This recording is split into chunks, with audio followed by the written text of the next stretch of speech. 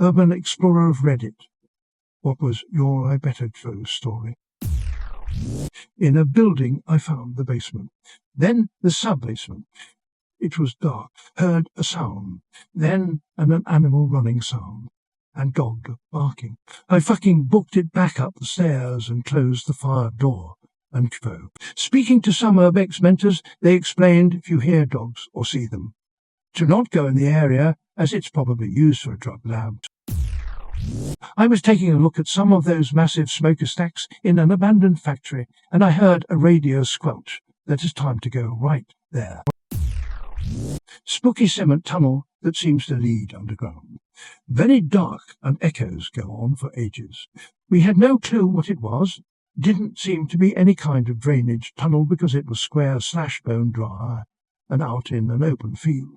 There are definitely some old bomb shelters and missile silos on our area that are out of commission, so we decided to take a look. Only about 20 yards in, and the light from outside starts really fading behind us. Someone takes out a flashlight, and we start seeing bare human footprints on the ground, leading deeper into the dark. None leaving. We skedaddled.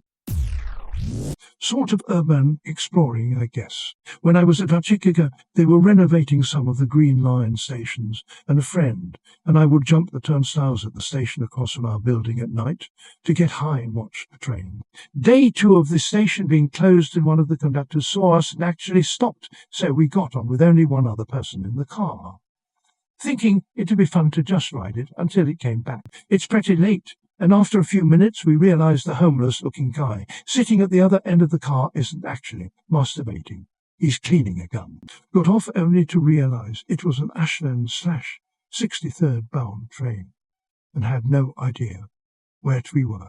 To this day, neither of us remember how we made it home. Only now, writing this, do I realize we had no way of getting back, since they wouldn't have stopped at our station again.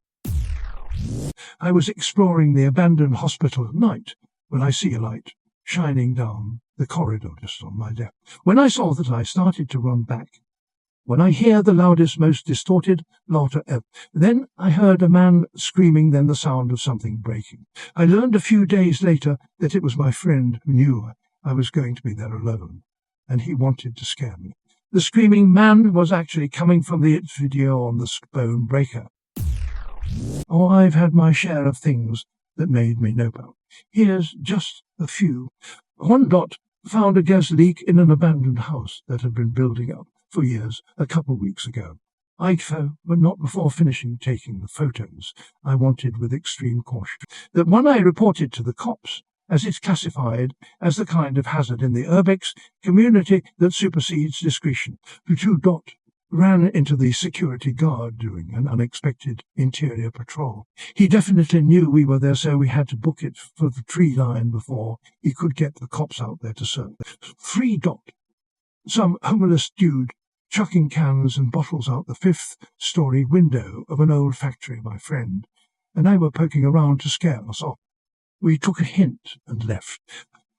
4 dot tripped a motion-detecting camera in the basement of an abandoned building and had to bail. I know for a fact they got a full-face photo of me staring directly into the camera with shock, but I never heard anything more about it. Came upon an active shooting gallery in a tunnel one time.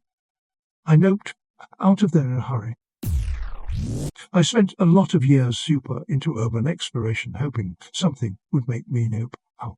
It happened a lot, and it was always the same thing. The cops came across a large structure with high windows. It was essentially one rather large room, 2 external doors, cathedral height ceiling and windows high on the walls. Interior was painted a rather drab yellowish green, and paint was peeling everywhere. Floor was a sort of cement, cracked here and there. I think there may have been a drain somewhere on the floor. Lots of dirt and leaves. Then all of a sudden, the loudest, shrillest scream emanated from right smack middle of the room. We both covered our ears by reflex. It lasted like 2 seconds. We had been on opposite sides of the room, examining the walls and chipping paint. Freaked out and excited, each at the door nearest to where we had been, circled around and met on one side.